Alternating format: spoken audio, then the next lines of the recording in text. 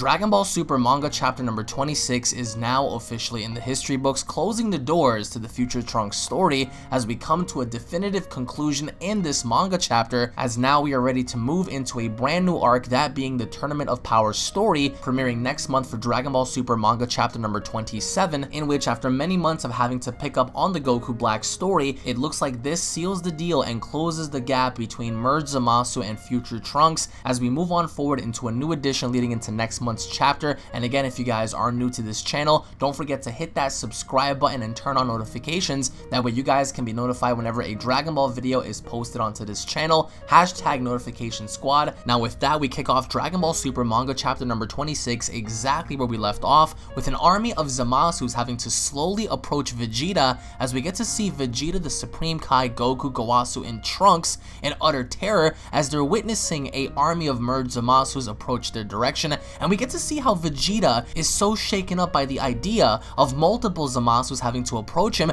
We see Supreme Kai stick his hands out in requesting for both Goku and Vegeta to evacuate the site immediately. And just as Shin begins to warn Goku and Vegeta, we see the merged Zamasu army sprint right into action as they all begin to lunge in the Supreme Kai's direction, as Goku quickly grabs Shin's hand alongside Gowasu, who grabs hold of Mai and Trunks, with everyone having to vanish from sight as we see every single Zamasu crash on down as they were all confused as to what was going on. And I personally love and enjoy the overall concept of having not just one but dozens of Zamasus having to pursue Goku and Vegeta, as we later see Zamasu having to look around and wondering as to where they have vanished. And we actually get to see our heroes back to Capsule Corp as we see Trunks load up the time machine by getting inside with Mai. And even as Trunks is loading up the time machine for everyone to escape, we see how Goku and Vegeta have their final standoff against the army of Zamasus, in which it doesn't take a rocket scientist to figure out that the scene featuring Goku and Vegeta and the army of merged Zamasus was exactly from the Dragon Ball Z movie involving Cooler, as we saw a army of Coolers approach Goku and Vegeta during that time, as we see a very similar scenario play out as Goku and Vegeta vow to die rather than having merged Zamasu kill off what remains, in which later on we get to see how both Goku and Vegeta begin to power up, and then at that given moment we see how both of them are just ready to engage in battle against the merged Zamasus, in which they would have lost either way, until Goku notices that there's something inside of his shirt, in which case he pulls out the Omni button, in which this leads into the definitive conclusion as Goku asks Shin about the Omni King if he's still alive, in which Shin does reply that the Omni King should still be alive in this timeline, very similar to the anime, in which Goku wastes no time in pressing right onto the Omni button as we see the Omni King drop on down, with Gowasu and the Supreme Kai having to be in total and utter shock. And we get to see how Zeno falls flat on his face, which never really happened in the anime if you guys go back and remember. But either way, as Zeno begins to turn around, all of the merged Zamasus stop. And if you guys remember to the previous chapters,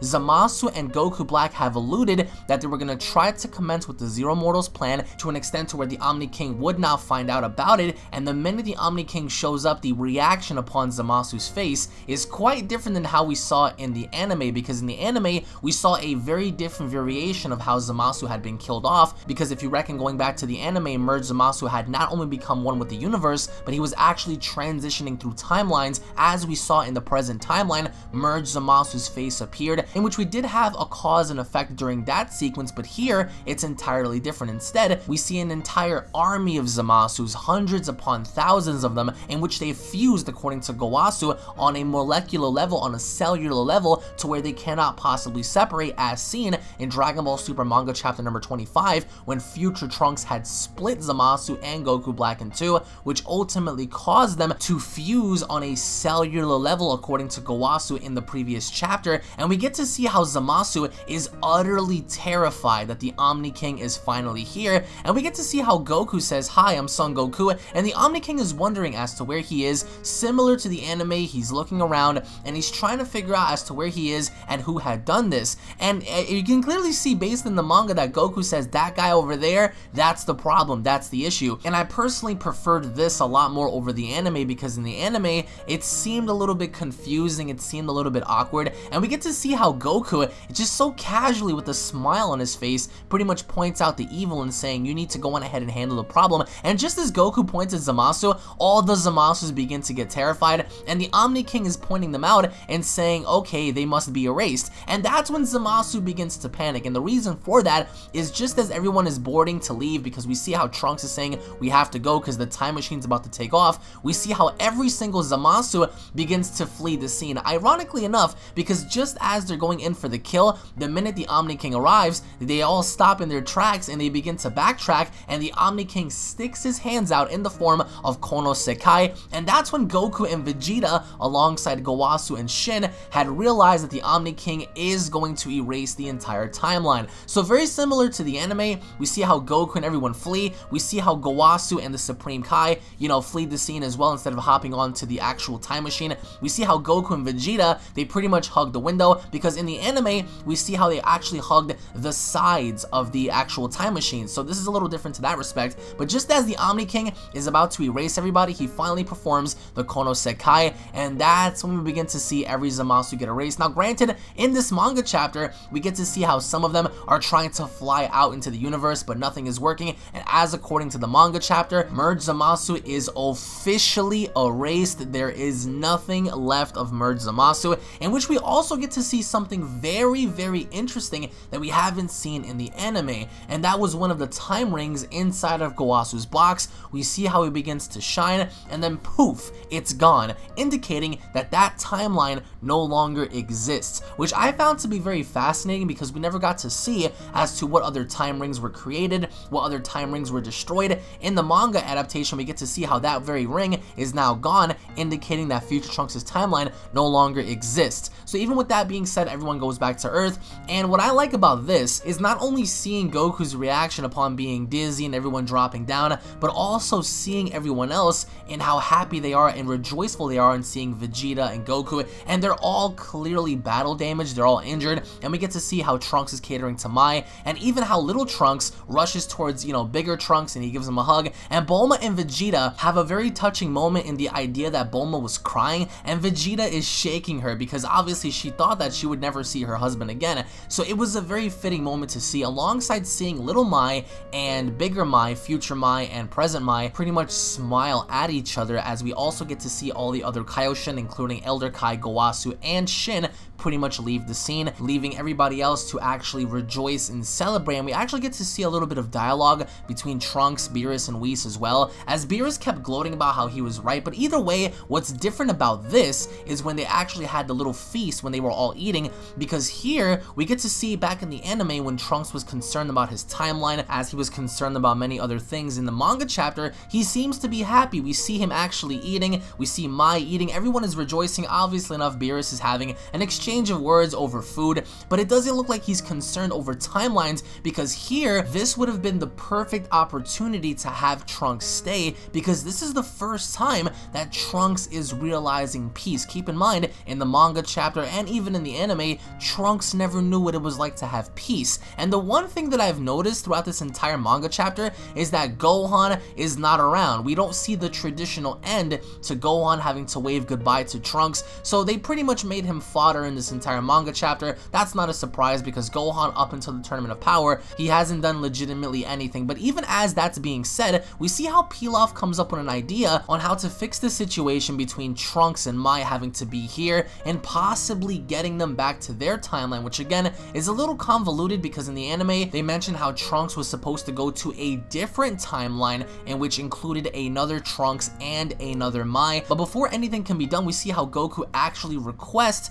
for a small little favor before anything can be done, in which he talks to Bulma and he talks to Trunks about using the time machine, and then out of nowhere we see how Goku and Trunks, they go into this space and time, they go into this void, and they see little Zeno floating around, again very similar to what happened in the anime. Goku picks him up, Goku brings them back, and then what follows after is they arrive, we see Beerus pretty much crap his pants because he was wondering as to where Goku had went, and once the Omni King comes out, you guys may have an idea as to what's going to happen next, very similar to the overall anime, as we have the future Omni King meet the present Omni King, which ultimately sets up for the Tournament of Power, as you guys have seen back in January and February, in which sets up for the Tournament of Power, in which we saw the overall trailer many months ago featuring two Omni Kings, and we get to see how Goku brings them about, and this is going to set up again for the Tournament of Power story that's going to debut next month. So we don't know as to how far they're going to go. You guys can expect different changes to the anime in correlation to the manga, because everything we're seeing now in the anime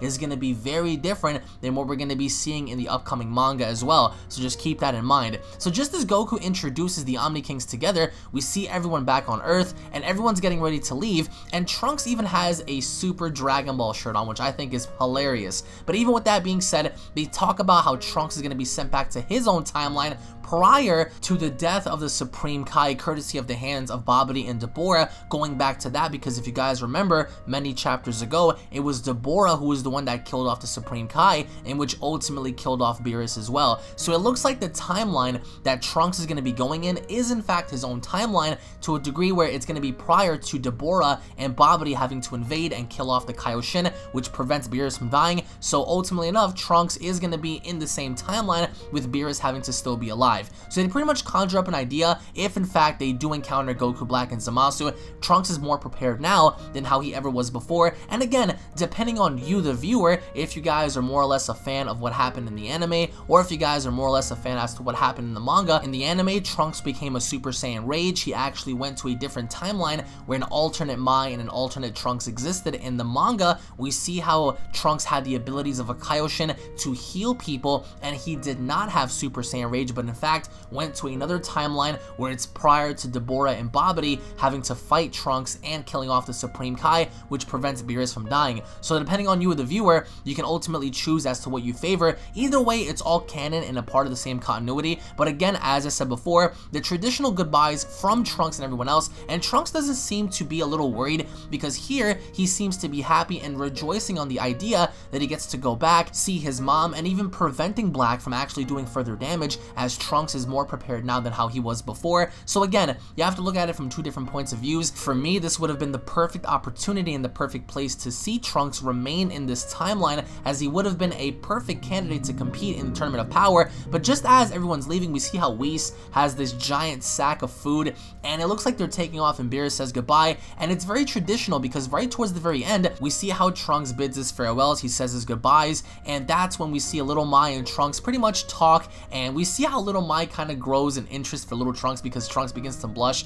But even with that being said, towards the very end, everyone says goodbye. We see Vegeta, he's not wearing his armor, as I said before in my previous spoiler leak. He looks like he's wearing, like, you know, the traditional tank top shirt and stuff. And Goku says until next time Trunks takes off, but there's no Gohan. There's no Gohan to say goodbye. There's no Piccolo either. Nobody's there. It's just the traditional gang. We see Supreme Kai, we see Kibito, Goku, Vegeta, Pilaf, and everybody else. And Pilaf actually, I think, had a very interesting moment, as towards the end, he's trying to say his goodbyes, and we see how Mai waves goodbye to Pilaf, because again, Pilaf in the gang does include Mai, Pilaf, and Shu, and Mai being younger now, you know, we see how you know, Pilaf felt for older Mai a little bit here. So this was a little bit of a more emotional ending, as finally Trunks has managed to maintain peace within himself, finding inner peace. And then right towards the very end, we see Goku wave his goodbyes, and now we're going to be entering the Tournament of Power. So for me, this manga chapter was great because it showcased fear in Zamasu, which I think was missing in the anime, because in the anime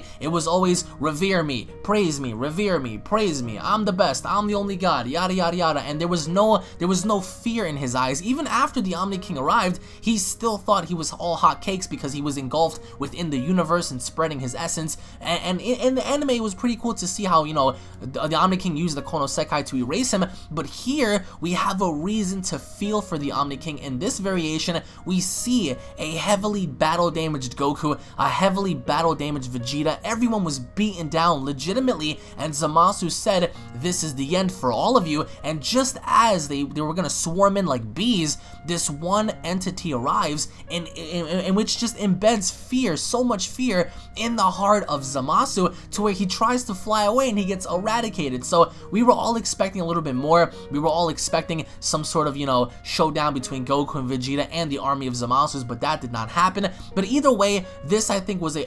you know, great conclusion as to the overall story, because again, we're moving on to a different story, which is going to be the Tournament of Power coming up in August. But I would like to know what you guys have to say down in the comment section below. What are your overall thoughts on the merged Zamasu story, the story of future Trunks having to finally reach its conclusion? What are your overall thoughts on the Omni King having to place complete and utter terror in the soul soul of merged Zamasu as they all ran away? What are your overall thoughts on the upcoming Tournament of Power manga chapters, as we do understand based on this manga chapter that we're going to be diving into the tournament right off the bat in August? What are your overall expectations for the Tournament of Power, and what are your overall thoughts on the entire Future Trunks manga in comparison to the anime? It's been a very long ride, as the Goku Black story had begun and ended last year, with the manga having to follow up a year later and having to end exactly right around the same time when Goku Black was reappearing and disappearing from the past into the future. What are your overall thoughts on the future manga for the Tournament of Power? Thank you all for watching. As always, I am personally excited in seeing what they're going to be bringing in the hands of the Tournament of Power manga. Hopefully enough,